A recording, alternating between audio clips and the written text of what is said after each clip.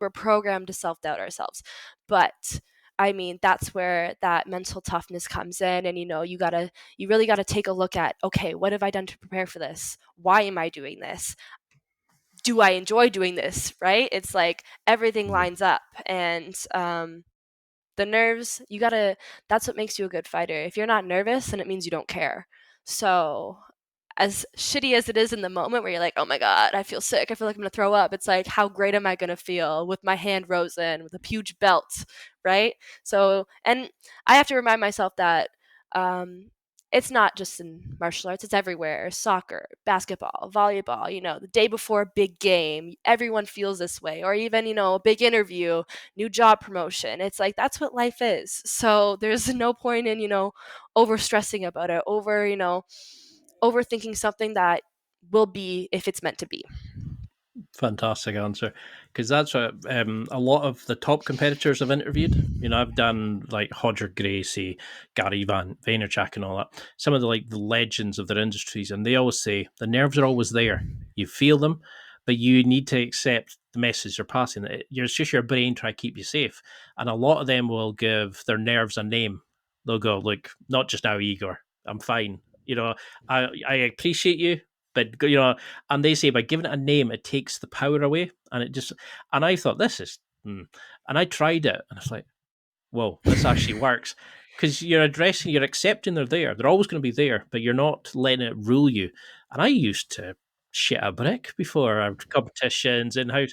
I could be in my head, and I would lose a round, and I'd be thinking about it like 3 days later. And then I remember thinking how stupid it was. I was letting my life be dictated by success if I won a round in a jiu-jitsu competition. Like it mattered. Doesn't mean you're a bad person. And that's the one thing that I love about this sport. That's why I started martial arts to begin with, is that you win or you lose. And at the end of the day, you can't blame anyone else. I mean, of course there's politics and drama, but at the end of the day, if you get knocked in the face, KO, what are you gonna say?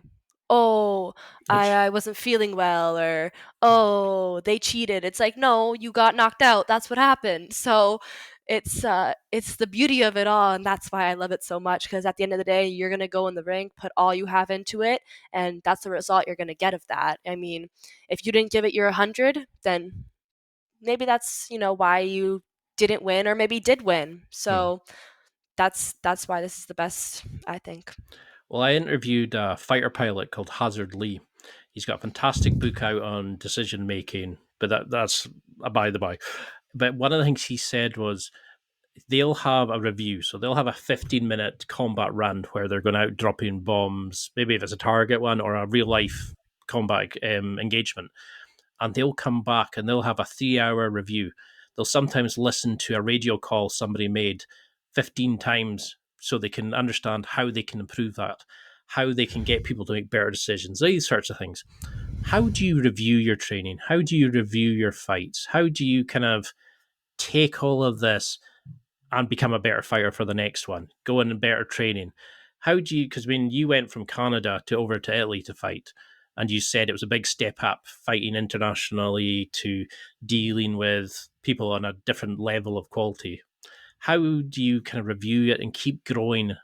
Is it just going out and enjoying it every time, or is there more to it? Um, there's definitely more to it, but when it comes to the reviewing, I try not to right away. I mean, at the end of the day, win or lose,